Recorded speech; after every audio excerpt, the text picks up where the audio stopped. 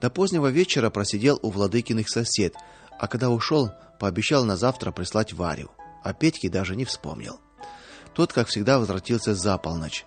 Разулся, крадучись, перешагнул порог. На столе мигала подвернутая лампа. Из угла, освещенный слабым огоньком лампады, на него сурово взглянул Николай Угодник. Петр прислушался. В комнате стояла гробовая тишина. Из-за занавески, где стояла кровать, ни звука. У Петра похолодело на сердце. Рывком отодвинул занавеску. Жена лежала кверху лицом. В уголке рта запеклась кровь. Волосы растрепаны по подушке. Уткнувшись лицом к груди, причмокивал Павлушка. Тихий вздох облегчения вырвался из груди Петра, когда он заметил мерно вздымающуюся от дыхания сорочку жены. Виновато вгляделся он в ту, которую еще недавно называл любимой, и робел коснуться ее плеча кончиками пальцев. Перед ним лежала измученная бессонными ночами женщина, его жена, мать его ребенка. От стыда он чуть не застонал, крепко зажмурил глаза. Перед ним проплыла его родная деревня, редкие минуты материнской ласки вспомнились ему. До жгучей кольнула боль от постыдных кутежей.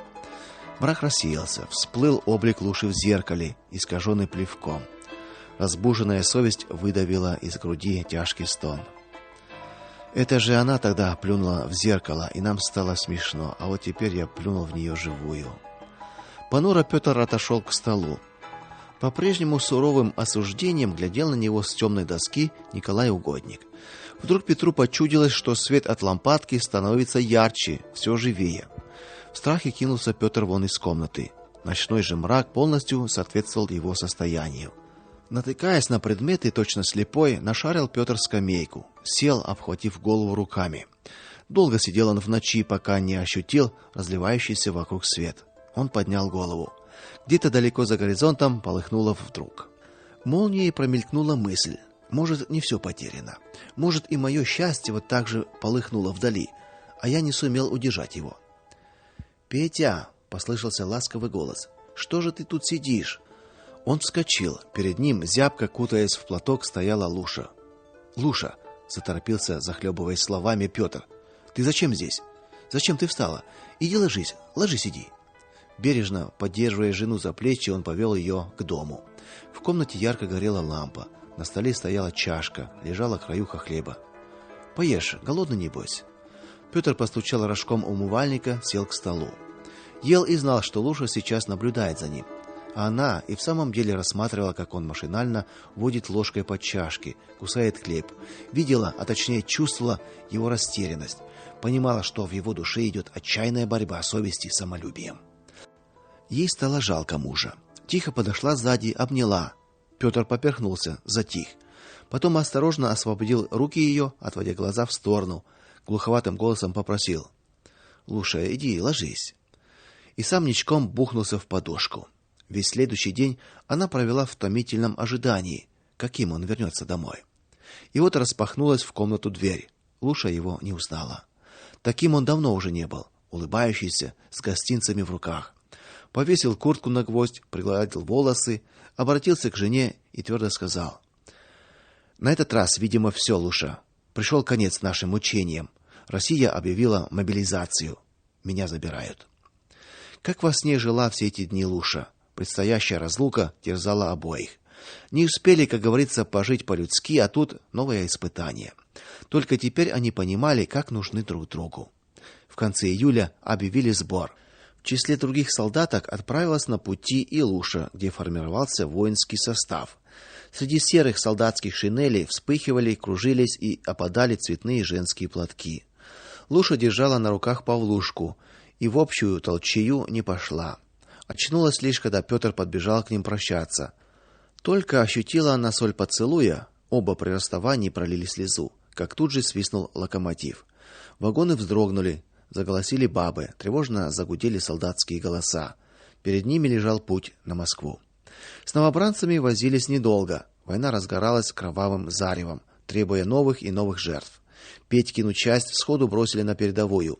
Не сразу освоился он с визгом и грохотом шрапнели, с окопной грязью, но со временем привык, стал бесчувственным к стонам раненых. Глаз не отворачивал при виде изуродованных тел. С одним только никак не мог смириться: с голодом и вшами. Для борьбы с насекомыми солдаты жгли костры и жарили над ними одежду, приспосабливали под мышкой шершавый обрубок, чтобы легче было чесать грязное, изъеденное вшами тело. А от голода никакого спасу. Многие, оголодав, лазили по полям, где только бушевали атаки, и под градом пуль потрошили карманы убитых. Часто из-за сухаря приходилось расплачиваться жизнью. Австрияки не дремали. Не раз испытывал Петр и ужас приближающейся смерти. Однако сохранил себя. Неведомая сила и молитвы Луши уберегли его. Обычно после военных стычек, шквального огня, лобовой атаки или артобстрела наступало затишье. В эти минуты Петру приходили мысли о беспутности прожитой им жизни, о пустоте приятельских вечеринок. Как спасение образ Луши всплывал перед ним, напоминая о коротком счастье. Бесцельность войны с каждым днем становилась очевиднее. Дисциплина среди солдат падала. Участились случаи дезертирства, а то и самострелов. Бывало, постреливали и в своих офицеров, норовили в спину во время атаки. Убегавшие с фронтов собирались по оврагам и буеракам. Сюда же стекались и австрияки, германцы. Война всем надоела. И после настороженного прощупывания, кто чем дышит, братались еще вчерашние враги, делились последней коркой хлеба. Однако война повсюду война, и однажды, окопавшись напротив австрийской позиции, Петр заметил в кустах мелькнувшую каску неприятеля. На всякий случай взял это место на мушку, захотелось попугать. Вот и еще одна голова. Петр мягко нажал курок, голова как опрокинулась, а через минуту, что за диковина, в том же месте мелькнула новая каска. Неужто не боятся? Петр прицелился, нажал курок. И так 10 раз. Что же это австрияк от меня хочет? Нет, тут определенно какая-то хитрость. На самом же деле они оказались в окружении. Командиры побросали свои части, и солдаты сдавались в плен австриякам. «Кончай стрелять, браток, отвоевались!» — заорал пробегавший мимо солдат с белыми от страха глазами. «Нас окружили! Айда под обрыв, наши все уже там!» Петр побежал следом. Путь их проходил как раз мимо тех злосчастных кустиков. Петр заглянул на всякий случай вниз и, о ужас, на дне обрыва лежало с десяток трупов. Эк, навалил их тут кто-то. Не без злорадства заметил белоглазый, и только тут Петра осенило. Вот что значило его желание попугать. Он с отвращением взглянул на свою винтовку и, размахнувшись, закинул ее как можно дальше. Зальцбург — один из небольших промышленных городов Австрии. Сюда привезли русских военнопленных. Бесконечная гряда горных вершин, покрытых вечными снегами, Альпы, Карпаты, отделяли теперь товарища Петра Владыкина не только от грохота артиллерийских залпов, но и от родной страны. Тысячи несчастных томились в лагерях для пленных. Изнурительный труд на заводах, голодный паёк, издевательства надсмотрщиков доводили людей до полного истощения. Каждый день из бараков выволакивали трупы, грузили на тележки, свозили на специальные кладбища. Иногда приходили бауэры, местные фермеры, отбиравшие рабочую силу. Это считалось крупным везением. У крестьян можно было все же чем-нибудь разжиться. Бауэров осаждали сотни желающих. Любой ценой побег через проволоку в город. Подкапывались, лезли напролом. «Пошел наш подсирен», — говорили о них. Нестерпимый голод толкал пленных на самовольный побег. У местного населения тоже были трудности с питанием. К тому же вороватый характер русских был хорошо известен, так что немногие возвращались с добычей. Но уж если возвращались, это делалось открыто, через проходную. Товар несли на базар. Тут можно было и обменять галеты на простой кусок черного хлеба, сигареты на булку. Не находилось миновщиков, все съедали сами. На такие операции Петр ходил изредка. Велика была опасность попасть под пулю часового, и еще он стеснялся просить.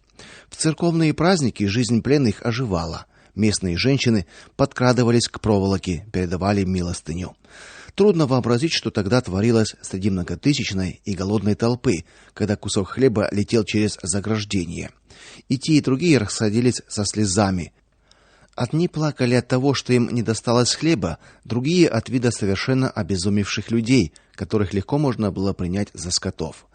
Но так оно в действительности и было. От Красного Креста иногда приходили посылки, но пленным доставалась ничтожная часть. Солдаты роптали вслух: «Царь-батюшка просто забыл про таких, как мы. Пирует с господами, пропивает Россию, а мы здесь никому не нужны». Об этом толковали по баракам, собираясь в кучу посреди двора. Как-то Петр стал свидетелем такого собрания. Речь держал мужик лет 40 с лишним. Лицо умное, глаза выразительные, но если судить по произношению, из деревенских. А к тому времени было объявлено о заседании Государственной Думы, для чего в Питер стеклось господ множество самых разных званий, чинов и рангов. Был приглашен от народа, конечно, и из нашей волости почетный гражданин Яков Григорьевич Чистяков. Его усадили по мандату и на то место, где размещались губернские господа. Яков Григорьевич не срабел, раскланялся с почтением и сел. Огляделся, зал полон. Тут тебе и генералы с адмиралами, и сановники с помещиками, и все в разном облачении. Кто в сюртуках, а кто и во фраках, кто в мундирах, а были и в свитках, правда, мало. Ну и обличья разные: усатые и лысые, бородатые и плешивые, а уж орденов и ленц с моноклями не счесть. Ну, пошумели, и тут на трибуну председатель поднялся, в колокольчик звякнул, чтобы, значит, притихли. Говорить пора. Утихомирились. Господа, начал председатель, из всех вопросов государственной важности, кроме грозящей нам и внешней опасности от изнурительной войны, есть еще один вопрос, самый главный. Нам надо решить, что же делать с нарастающими народными волнениями, бунтующими по городам и селам империи. Прошу высказать свои соображения. И потянулись на кафедру люди, самые знатные и именитые умы России. Одни про налоги, другие про увеличение жалования, те про жандармский корпус, а эти про земли помещиков. 2 дня гудели в зале заседаний Государственной Думы, а толку чуть. Наконец это было, когда уже кончался 3-й, кажется, день, поднялся из-за спины Якова Григорьевича один из почетных депутатов их губернии и говорит: "Господа, вот уже в течение 3 суток мы слушаем высказывания самых известных умов России, а свой вывод сделать не можем. Поэтому я предлагаю послушать представителя нашего народа, а именно депутата от нашей губернии, почетного гражданина Якова Григорьевича Чистякова". Весь зал заскрипел креслами. Яков Григорьевич хоть бы что. Встал, естественно, отряхнул полы пиджака, взял какой-то сверток и не спеша пошел на кафедру. Сверху осмотрел зал, и на него посмотрели. Лицо у Чистякова впору медаль чеканить. Глаза горят, бородища черная, а сам спокойный до тихости. Начал он речь так: "Господа, говорит, кто я по сравнению с вами? Что я могу сказать вам такого, чтобы вы послушались меня после ваших многочисленных речей? Я простой русский мужик от Сахи, и говорить мне с вами все одно, что плевать против ветра. Поэтому давайте лучше послушаем, что говорит нам Господь через Библию". Тут он развернул сверток, вынул оттуда Библию и поднял ее высоко над головой. Голоса восхищения и крики одобрения пронеслись по залу. Вот, мол, какую правду матку режет нам простой мужик. Знамо дело. Яков Григорьевич сделал знак тише и стал читать историю Самсона.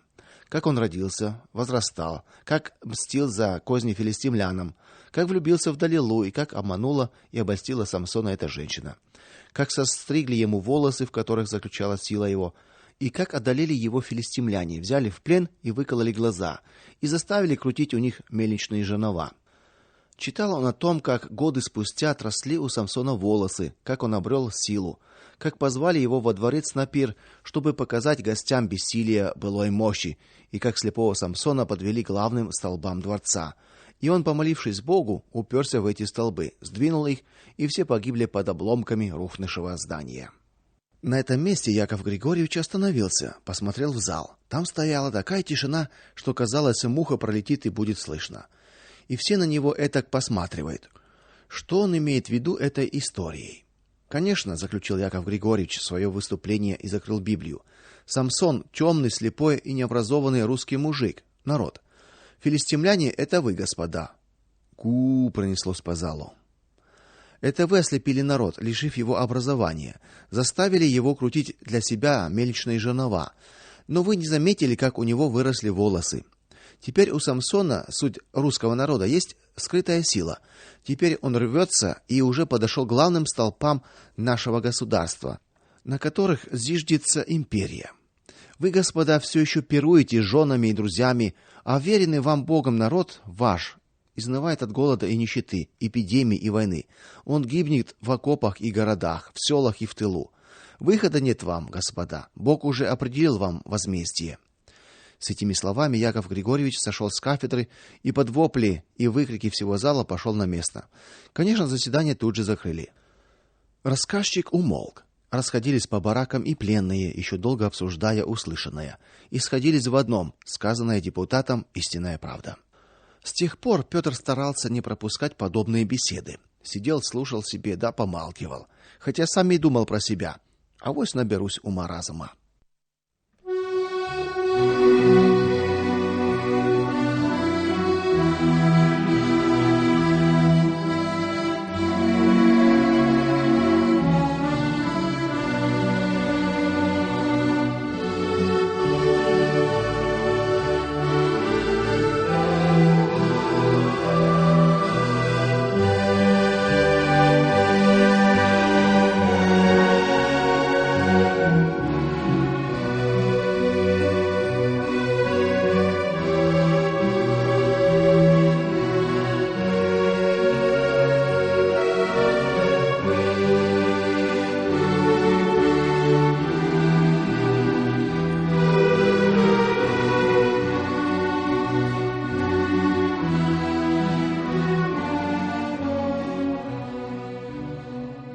В конце 17-го дошли слухи о государственном перевороте в России, о каких-то комиссарах, сменивших на престоле царя-батюшку, о том, что все в мире перевернулось вверх дном, хотя мало кто из пленных знал и мог бы определить, где верх, а где дно.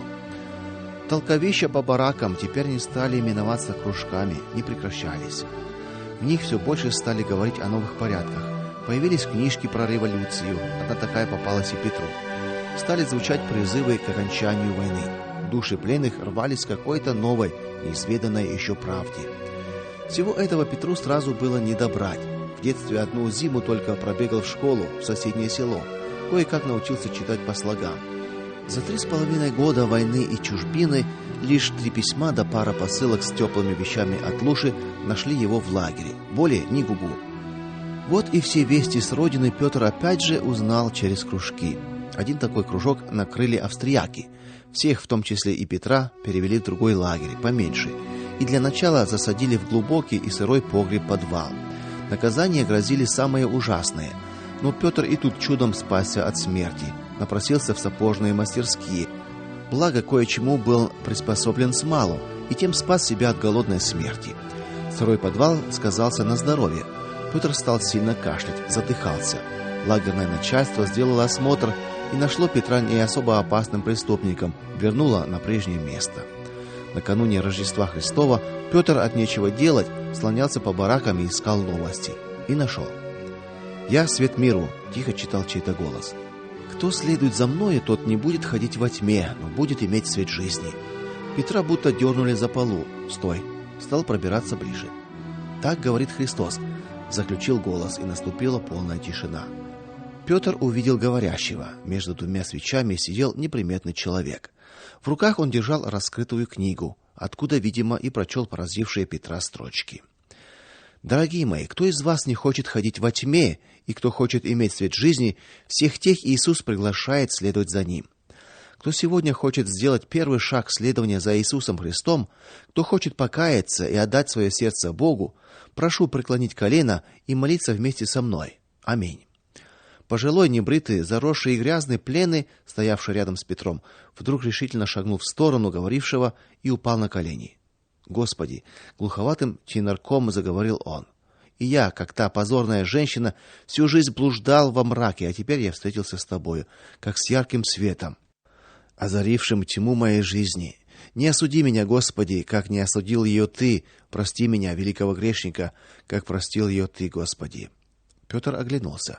Еще 2 пленных пали на колени и просили Господа простить им грехи, просили примирить их с Богом.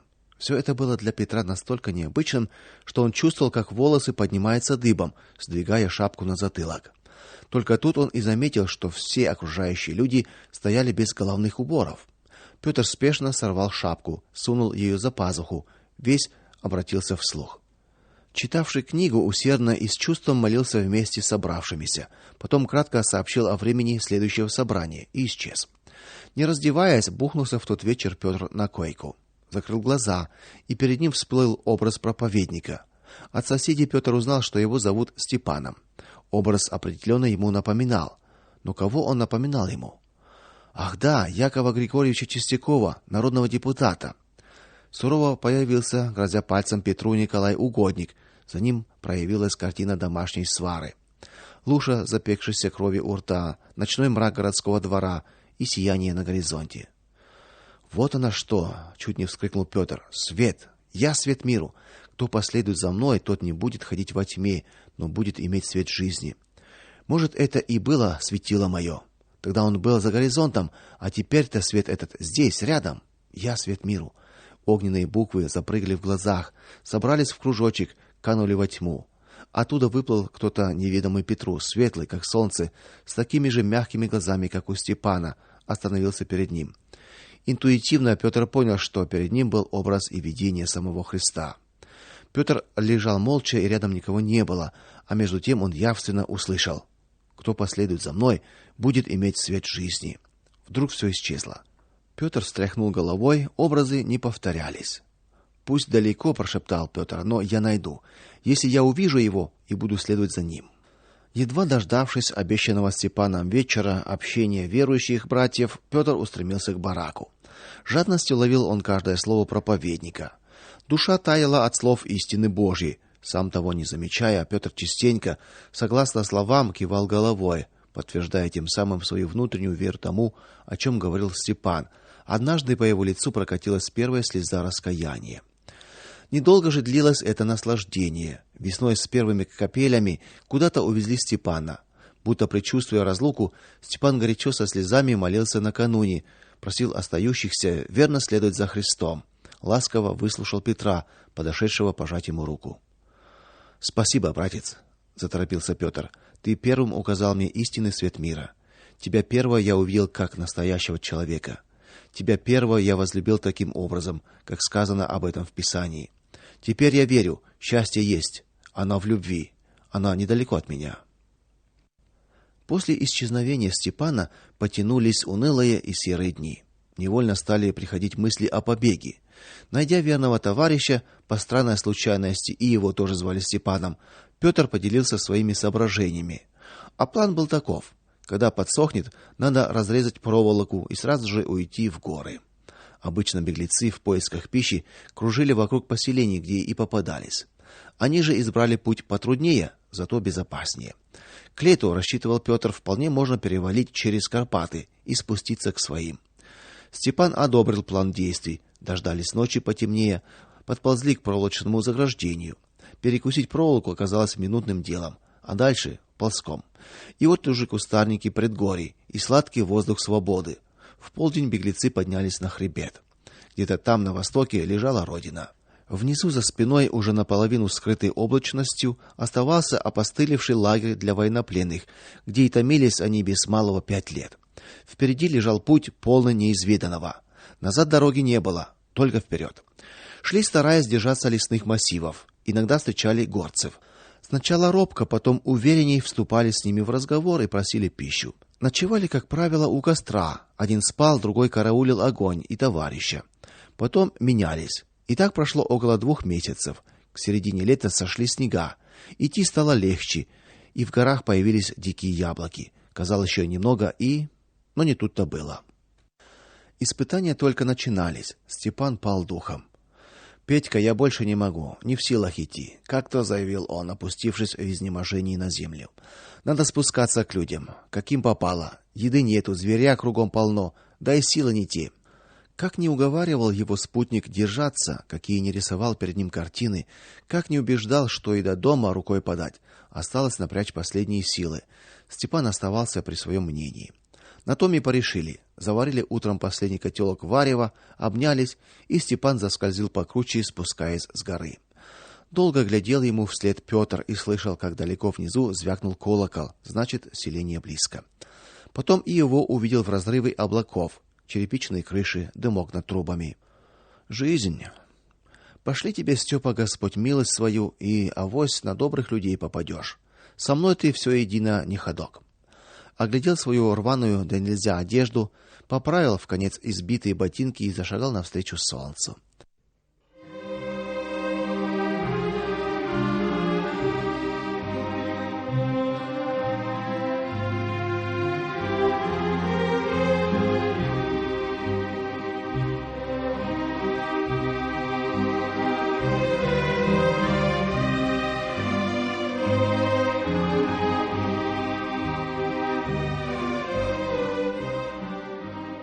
2 месяца скитаний научили Петра ориентироваться в лесу, спускаться с кручи и карабкаться на вершины гор, отыскивать дичку среди вековых зарослей, защищаться с помощью дубины от зверя.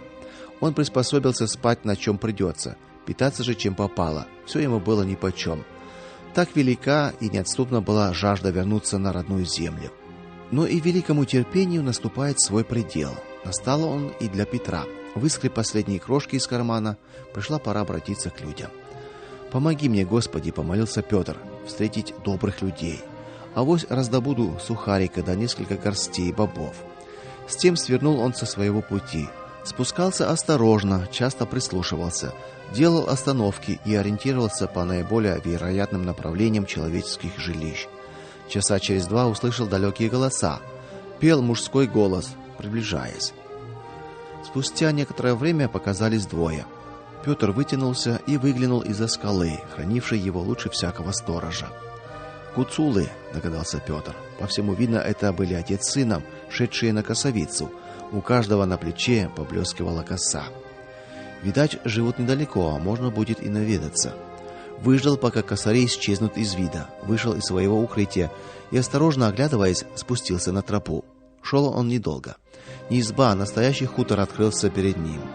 Собаки учуяли чужака, хорониться дальше не было смысла. Петр робко подошел к плетню. Выглянула молодая хозяйка. Увидев незнакомца, поспешно скрылась за дверью. Из сарая вышел старый гуцул, что-то спросил на своем языке. Петр снял шапку, поклонился, знаками стал объяснять, что он голоден. Гуцул понятливо покачал головой, ткнул Петра в пустой желудок. «Рус, Рус», — подтвердил Петр. Старик шуганул собак, посторонился, пропуская Петра. Вместе вошли в дом. Тут хозяйка уже не оробела, налила кружку молока, подвинула краюху хлеба, отобрала у Петра котомку и молча улыбнулась ему. Через час Петр вышел из гостеприимного дома и, низко поклонившись хозяевам, они что-то говорили по-своему, улыбались, махали руками, тут же юркнул в кусты, от греха подальше. Вдруг кто-то приметит. Идти на сытый желудок намного веселее. Петр растягивал припасы как мог, но они не бесконечны. Наступил такой день, когда пришлось довольствоваться одной водой. Селений он больше не встречал. Наступила осень. Сил не оставалось даже для подъема в гору, а впереди высилась грозная вершина в снегу, за которой, как он предполагал, уже лежала его родина. Как преодолеть эту вершину? Его взгляд упал на ремень. Тут же пришла спасительная мысль. Хочешь добраться к дому, не замерзнуть у подножия этой вершины и не оказаться в пасти у зверей, нужны силы. И он, не раздумывая, сунул в котелок с кипящей водой кусок сыромятной кожи. На свой последний штурм снежных вершин, а сколько ему приходилось их преодолевать, тронулся он в путь с первыми лучами солнца. Где с помощью дубины, а где и ползком, огребая голыми руками каменно спекшийся наст, не давая себе передыху, карабкался Петр в гору, твердо веря в то, что за ней откроется родина. До вершины оставалось каких-нибудь 2 десятка шагов, когда силы окончательно оставили Петра. И тут он впервые заплакал. Осознавая свою немощность и горестно тоскуя о рухнувшей мечте, плакал бывший солдат, ничком растянувшись на склоне горы, в 2 десятках метров от перевала. Неужели это конец? Неужели так бесславно закончится его многотрудный и каторжный путь к дому? Неужели он примет смерть вот здесь, на этом ослепительно ярком, равнодушно холодном горном склоне? Вот когда в душе Петра явственно прозвучал голос, который впервые услышал он несколько месяцев тому назад. «Будешь иметь свет жизни». Петр оглянулся, вытер слезы, огляделся. Никого. Чей же это голос? Будто неведомая сила приподняла Петра с наста. Падая, спотыкаясь, ползком на карачках, дотащился все-таки он до вершины. И потрясающее зрелище открылось ему. Залитая лучами солнца, перед ним открылась зеленеющая долина. «Конец», — прошептал Петр. «Конец моим скитаниям. Вот она, там моя Россия». Неуклюже пополз он к виднеющейся справа ложбине. Инстинкт подсказал ему, что спуск там окажется легче. Отдыхал лежа на снегу, раскинув руки, пополз вниз, потом ему удалось встать на ноги. Он уже видел зелень, уже доносились до беглого пленника первые звуки человеческого жилья. Спасен. Неужели все позади?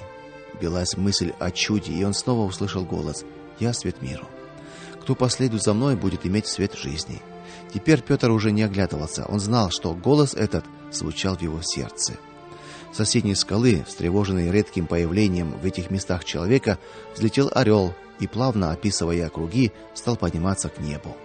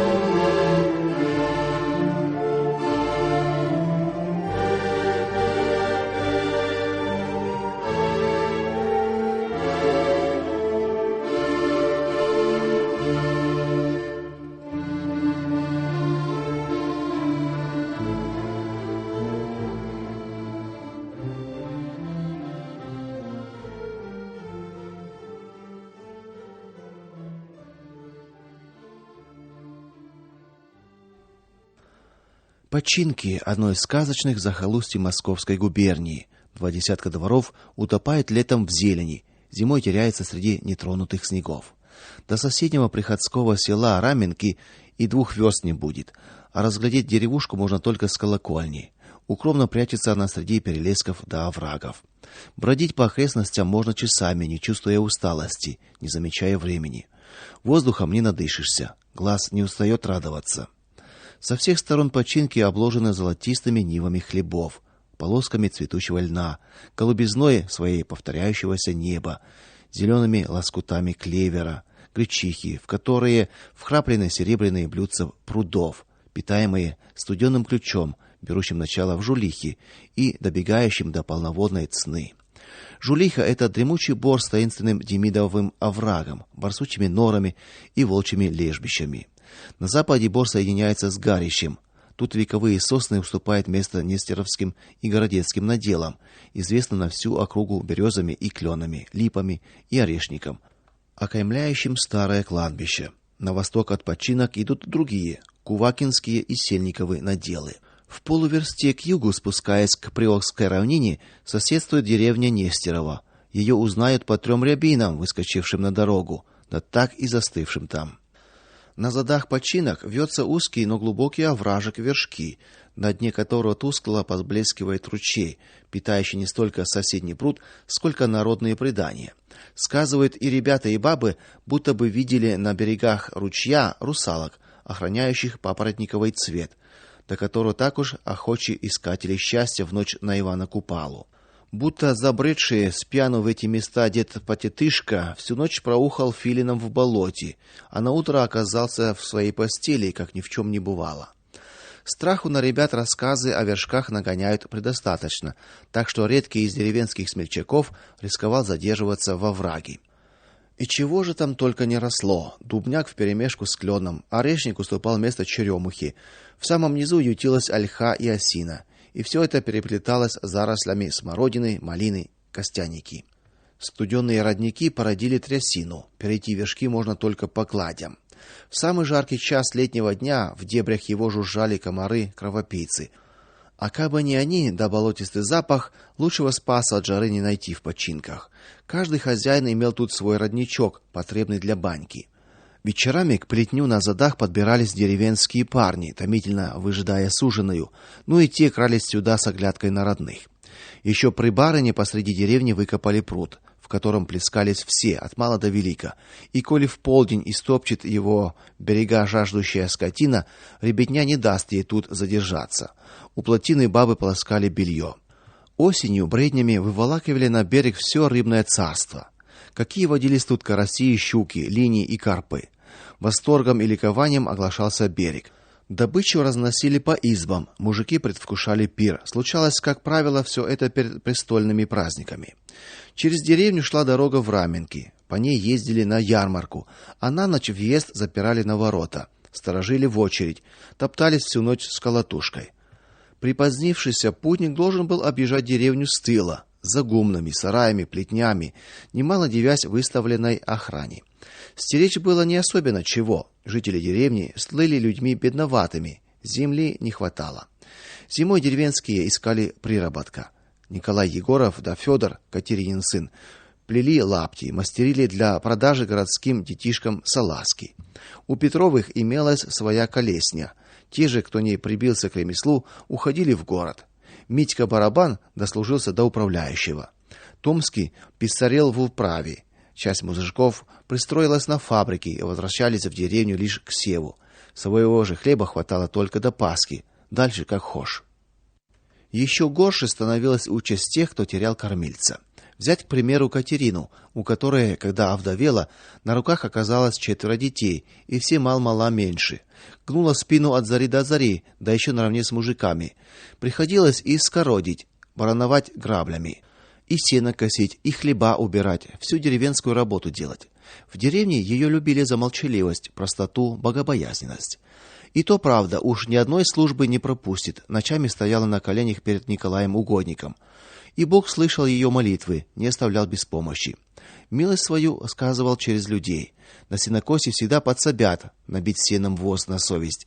При пахоте найдется охотник обработать клочок земли. На жнивье тоже не одиночка. Бывало, с позаранку идут бабы в поле, а Катерина уже на своей полосе. «Бог в помощь, Катерина!» — крикнет товарка. Катерина распрямится, улыбнется тихо. «Спасибо, касатка!» И ребятне кивнет. «Кваском, мол, угощайтесь!» Накинутся бабы на нежатую полоску, обернуться не успеешь, к закату все снопы в крестцах.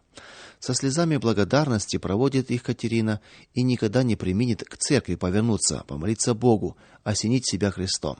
На гумне такая же картина. Бывало, хлеб молотили и в 10, и в 12, а то и в 20 цепов. А то случился неурожай. Под благовещение вымела Катерина последнее зернышко. Поскребла совком по сусеку, да и заплакала. Что делать? Детей-то кормить надо. Встала ночью, долго молилась. Вот и рассвет уже близко. Запрягла рыжего, хлестнула вожжами в Нестеровку к Ивану Пахомовичу, доброму хозяину и зажиточному. Ехала с тревожной мыслью: вдруг откажет. Дрожащими пальцами ухватила щеколду, а хозяин навстречу. Катеринушка, какими путями Господь тебя послал к нам? Живы ли, здоровы ли твои чадушки? И осекся, пристально взглядевшись в хмурое лицо Катерины. Да не беда ли какая стряслась у тебя, горемычная? Касатик мой, батюшка, чует твое сердце беду, угадал ты. С большой нуждой приехала к тебе, не знаю, поможешь ли. Нет, ты, Катеринушка, раздевайся, садись, гостем будешь у нас. Сейчас мы самовар поставим, а коня во двор заведу. Катерина наблюдала в окно, как Иван Пахомович заботливо укрыл коня дерюшкою, дал охапку сена. Как раз и самовар поспел. Говори же про нужду твою. Напившись чаю и выспросив новости, приступил наконец к делу гостеприимный хозяин. Тяжкая нужда у меня, касатик. Хлеб мой кончился. Кормить детишек нечем и добыть хлеба ни на что. Выручи, Христа ради. По осени с лихвою, если Бог уродит, возвращу тебе, молила Катерина. Да что ты, замахал руками Иван Пахомович. Нечто не помогу. Господь с тобой, Катерина. Давно бы приехала, не томилась. Бог благословил сей год, и на бедных хватит. Посиди, я сейчас. Не веря своему счастью, Катерина будто сквозь сон слышала, как Иван Пахомович отдал сыновьям распоряжение нагрузить телегу. Ну, благослови тебе Господь. Не унывай, сердешная. С лошадкой уже все готово. Спеши к своим птенчикам. Да не убивайся, не пропадешь. Помолилась Катерина, вышла на крыльцо и ахнула. В телеге лежали мешки с хлебом, полные под завязку. Долго еще оглядывалась Катерина, и долго виделся ей милосердный хозяин, махавший рукой с крылечка. В этом году Бог миловал, урожай вышел на славу. Хватило и на отдачу долга, и до самой весны. Запрягла рыжего снова. Да ты никак с должком пожаловала, любезно и ласково встретил ее Иван Пахомыч. Проходи в избу-то. Вели Иван Пахомыч своим сыновьям хлеб перетаскать-то. Буди, проходи, касатушка милая.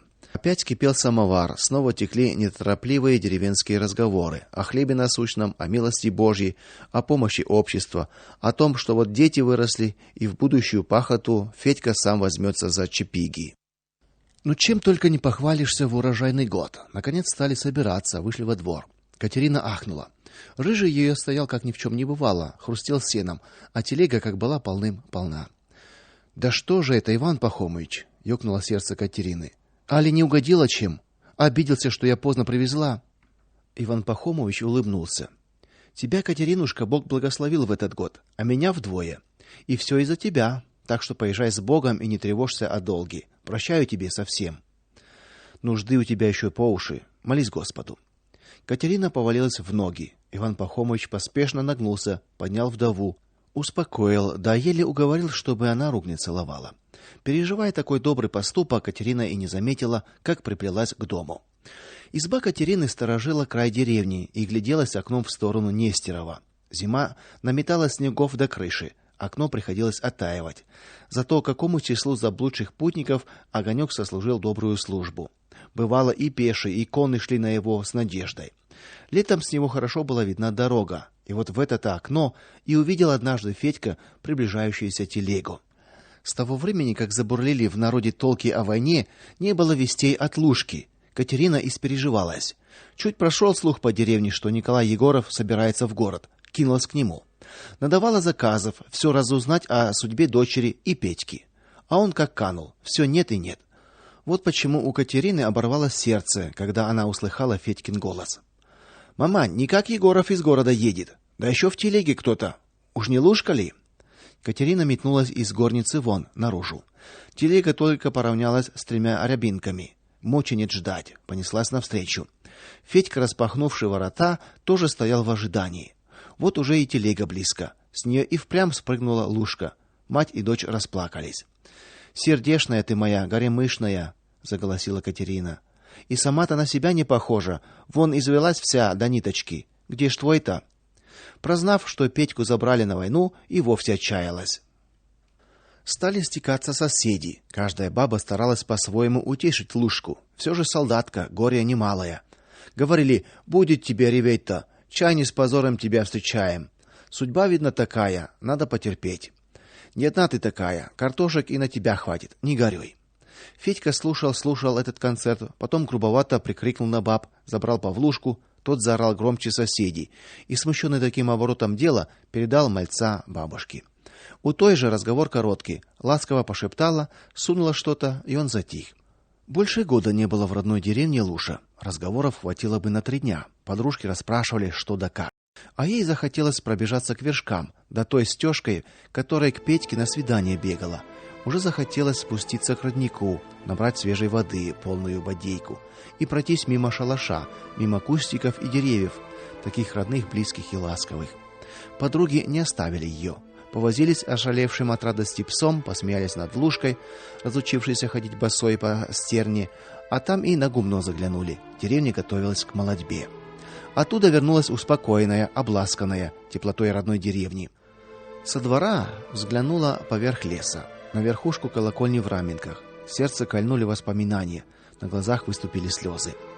Луша просто и сразу окунулась в деревенскую и привычную ей с измальства жизнь, где ценилась каждая пара рук. В первые дни уставала, сказывался городской уклад жизни последних месяцев, с менее напряженным ритмом. Павлушка стал на ноги, обжился в деревенской избе, завел дружбу с Трезором, и они подолгу пропадали то в шалаше, то в выросшей огородной ботве. На свежем воздухе, простой деревенской еде и, главное, бабушкиной заботе малец набутел, и к первым снегам был уже полноправным членом семейства.